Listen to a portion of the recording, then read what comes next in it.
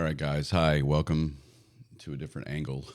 I needed to sit in this chair for a I can't with you guys. You guys, this woke mob. Hey, everybody's seen the picture of the young 5-year-old boy named Liam Ramos.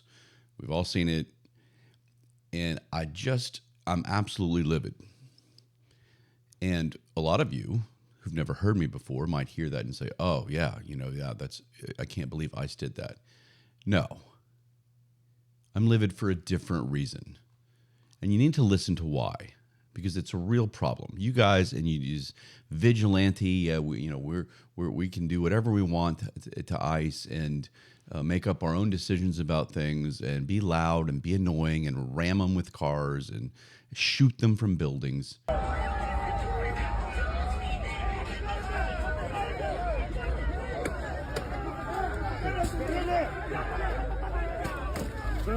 Down.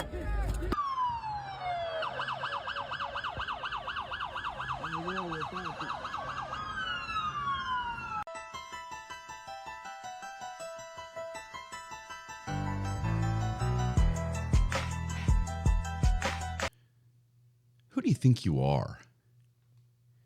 There is a pattern in this country right now. And Liam Ramos, bless his heart, this incident shows it better than almost anything I've seen since I've started calling it out. A story breaks, activists salivate. And the headlines turn to some sort of horror movie fiction. Anyone asking for facts gets labeled the villain. So here we go. Let's take a look. So here's the image that everyone's seen. This is the young boy who is, if anything, it looks like the officers making sure his backpack and his jacket are on good. And this is what you see. This is right off the bat. And then all of a sudden, this stuff started coming out. ICE arrest 5-year-old boy in Minnesota. Here's a good one. This is Liam Conejo Ramos, middle name, that one. A 5-year-old detained by ICE to be used as bait. And there's a bunch of bullshit in small print down there that I don't feel like reading. It's basically saying he was on his way home from preschool and they tried to get him to... It's all bullshit. No one took the time in these publications to actually look and see what happened. They didn't wait. There was no patience. They were ready to pounce. Even Kamala Harris, Liam Ramos is just a baby. He should be at home with his family, not used as bait by ICE and held in a Texas detention center. How reckless is all this? She says, I'm outraged. You should be too. Is anybody pausing long enough to ask the most basic question? Is this true? Because the answer is no. Arresting a baby or a boy, arresting, really? The outrage machine does not wait for details, apparently. They just want to continue the chaos, yell more. No one's buying it. I'm not buying it anymore. Kamala jumped in before the facts surfaced. Not one verified detail, not one official statement, just manufactured outrage. She posted that Liam was being used as bait and held in a detention center. This was the vice president of the United States. She ran with this fantasy before any investigation. No accuracy, just fake emotion. This is why the country stays divided like it is. This is why people are so juiced up to act this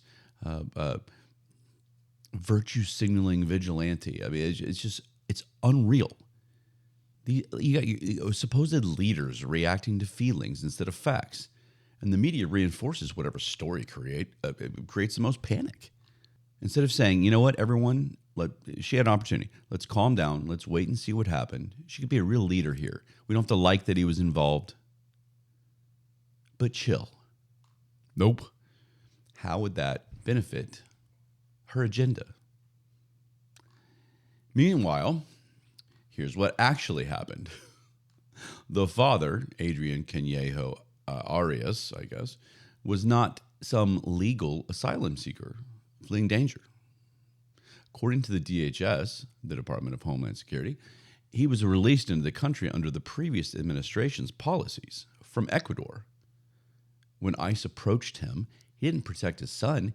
He ran on foot, leaving the little boy in the driveway. Who stayed with Liam? ICE. These are the guys that they claim are the monsters. They were the ones that comforted this boy. They stayed until proper care arrived, until they had him secure and safe.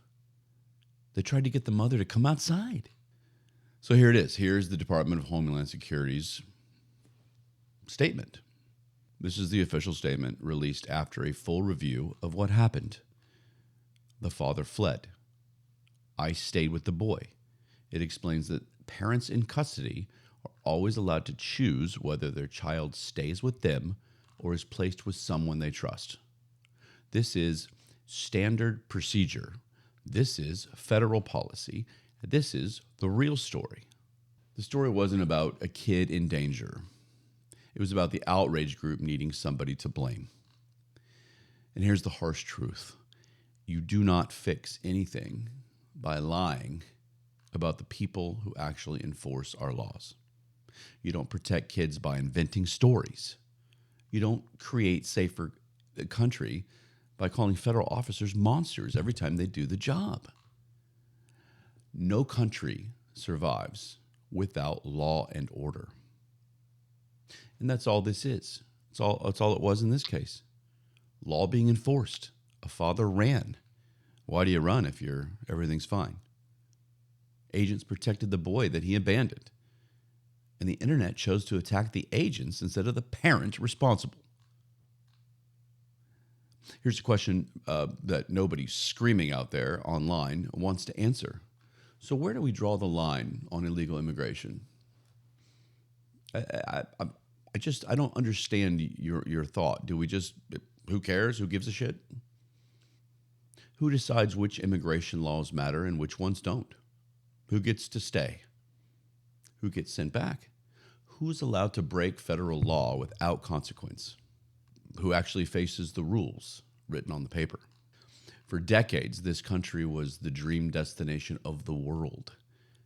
People didn't risk everything to get here because America was chaotic or lawless.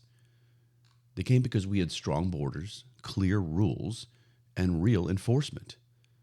That stability, that sense of order, is exactly what made this country desirable in the first place. Prosperity, peace, pursuit of happiness. And here's what the activists never mention. Most of the people being removed are offered a chance to come back the right way. Some are even offered a free plane ticket home and a couple $1,000s in assistance to restart life before applying legally. Find me another country that does that. Go ahead. Let me know. Post it. Comment. Email me. Do I really need to list the consequences again? I did it on another show for illegal entry in other countries around the world. Because if the internet ever bothered to look at those penalties, maybe they'd stop pretending America is the bad guy here. I'm done pretending that these meltdowns are honest mistakes. They're not. They're deliberate. They're fueled by emotion, politics, people who'd rather burn the system down that admit that their narrative is wrong. This wasn't an ICE scandal. It was a misinformation scandal, a media scandal, a leadership scandal. And if you care about this country truly, if you care about safety, the truth, then you call out these lies every single time they happen. In the end, the threat to this country isn't ICE at all. It's the hysterical mob that lives off fake outrage like it's oxygen. These people don't just distort the truth, they poison it. They burn down trust, stir up panic, and then pretend they're heroes while the rest of us deal with the fallout. They're not activists, they're arsonists. And they light a new fire every time reality goes against their narrative. Stop it. Stop rooting against our country because you don't like the guy who was duly elected to run it. I don't have anything more to say. Love you guys. All you gotta do is just listen up.